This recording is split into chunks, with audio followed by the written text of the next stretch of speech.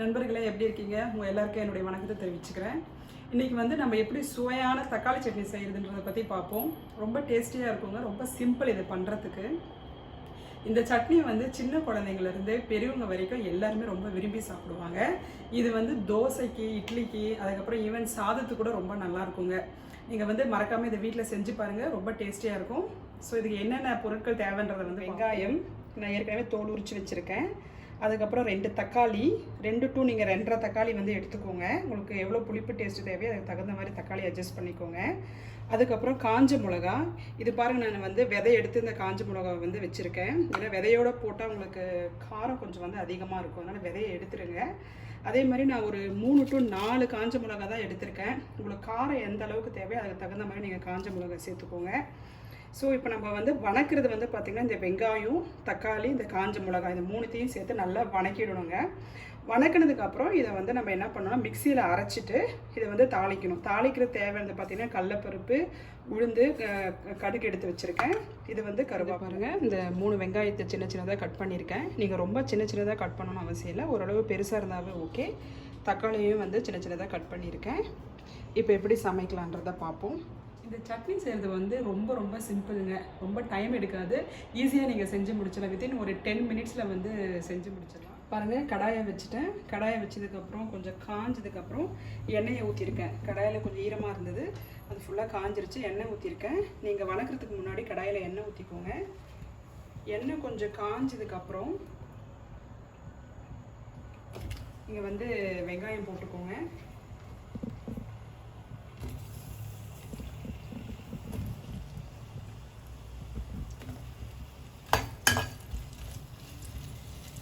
இது கொஞ்சம் நல்லா ப்ரௌனிஷ் கலரில் வரணுங்க வெங்காயம்.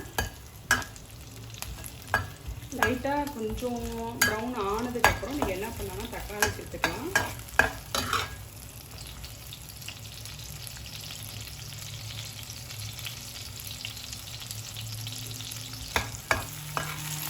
பாருங்கள், இப்போ ஓரளவு ப்ரௌன் ஆக ஆரம்பிச்சிருச்சு. கொஞ்சம் நல்லா கொஞ்சம் லைட்டாக ப்ரௌன் ஆகணும். ரொம்ப ப்ரௌன் ஆகிடுச்சுன்னா ஒரு மாதிரி சாப்பிடும்போது சீஞ்ச டேஸ்ட் வருங்க. அதனால் நீங்கள் ரொம்ப கருகிறாதீங்க. ஓரளவு இந்த மாதிரி ப்ரௌன் ஆக ஆரம்பிச்சிருச்சு பாருங்கள். இப்போ நான் இந்த பதத்தில் இருக்கும்போது நான் என்ன பண்ணுறேன்னா தக்காளி சேர்க்குறேன்.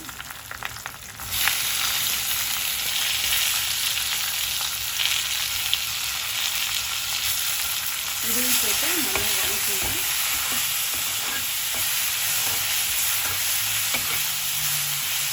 இதையும் தக்காளியும் நல்லா வதங்கணும். வெங்காயமும் தக்காளியும் சேர்ந்து நல்லா வதங்கும். இந்த நேரத்தில் நீங்கள் கொஞ்சம் சால்ட்டு சேர்த்துக்கோங்க. ஏன்னா கொஞ்சம் சால்ட்டு சேர்த்துனீங்கன்னா சீக்கிரம் வதங்கும் வெங்காயம். அதனால் தேவையான அளவுக்கு உப்பு சேர்த்துக்கோங்க. நல்லா இதை வதங்கினதுக்கப்புறம் நீங்கள் இறக்குறதுக்கு ஒரு 2 நிமிஷத்துக்கு முன்னாடி காஞ்ச மிளகாவை போட்டு அதையும் வந்து நல்லா வதக்கிக்கோங்க.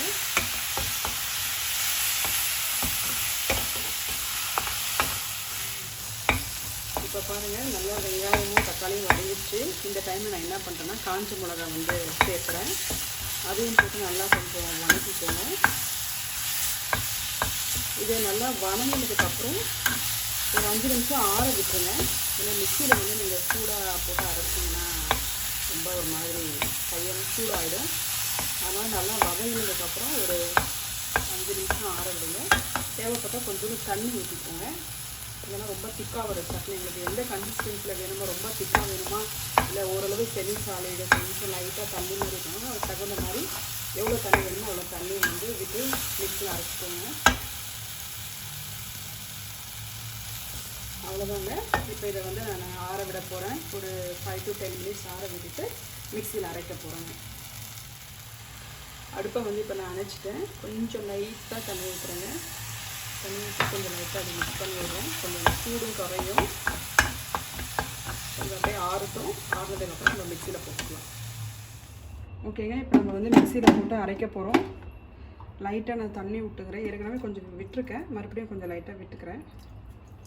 ஏற்கனவே உப்பெல்லாம் சேர்த்தாச்சு நம்ம வணக்கும் போதே. நல்லா மசிய சட்னி அரைஞ்சிருச்சு. இதை வந்து எப்படி தாளிக்கிறதுன்றதை பற்றி பார்ப்போம். 1 டீஸ்பூன் நல்லெண்ணெய், 1 டீஸ்பூன் கடுகு, 1 டீஸ்பூன் உளுந்து, 1 டீஸ்பூன் கடலைப்பருப்பு, 1 டீஸ்பூன் சீரகம், 1 டீஸ்பூன் சோம்பு, 1 டீஸ்பூன் சீரகம், 1 டீஸ்பூன் மசிய சட்னி அரைஞ்சிருச்சு. இதை வந்து எப்படி தாளிக்கிறதுன்றதை பற்றி பார்ப்போம். பாருங்கள், ஒரு எண்ணெய் சட்டியில் வந்து தாளிக்கிறதுக்காக எண்ணெயை ஊற்றி எண்ணெய் நல்லா காஞ்சதுக்கப்புறம் இதில் வந்து கடுகு, உளுந்து, கடலைப்பருப்பெல்லாம் போட்டிருக்கேன். இது ஓரளவு உங்களுக்கு லைட்டாக ப்ரௌனிஷ் கலராக வந்ததுக்கப்புறம் இதில் வந்து கருவேப்பிலை சேர்த்துக்கோங்க.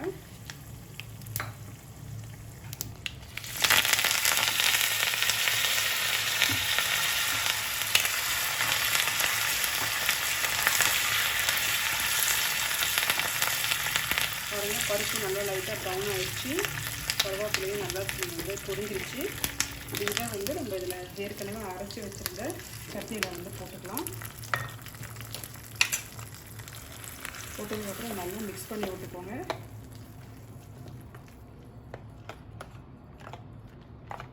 நமக்கு மிகவும் சுவையான தக்காளி சட்னி வந்து ரெடி ஆகிடுச்சு. இது ரொம்ப டேஸ்டியாக இருக்குங்க. நீங்கள் 2 இட்லி சேர்த்து சாப்பிடுவீங்க. தோசைக்கும் ரொம்ப நல்லாயிருக்கும். நீங்கள் இதை மறக்காமல் வீட்டில் ட்ரை பண்ணி பாருங்கள். அதுவும் குழந்தைங்களுக்கு ரொம்ப ரொம்ப பிடிக்குங்க. இது ரொம்ப ஈஸியாக ஒரு 10 மினிட்ஸில் இந்த சட்னியை செஞ்சேன்னா ரொம்ப டைம் எடுக்காது. அவ்வளோதாங்க, சுவையான சட்னி ரெடி ஆகிடுச்சு. இப்போ நான் சாப்பிட்டு பார்த்துட்டு எப்படி இருக்குன்னு சொல்கிறேன். ரொம்ப டேஸ்ட்டாக இருக்குங்க. மறக்காமல் ட்ரை பண்ணுங்கள். அது இட்லிக்கு செம்மையாக இருக்குங்க. இந்த வீடியோ உங்களுக்கு பிடிச்சிருந்ததுன்னா டாக்டர்.லக்ஷ்மி 365 வந்து சேனலை சப்ஸ்கிரைப் பண்ணுங்கள், லைக் பண்ணுங்கள், ஷேர் பண்ணுங்கள், கமெண்ட்ஸ் பண்ணுங்கள். Thank you very much.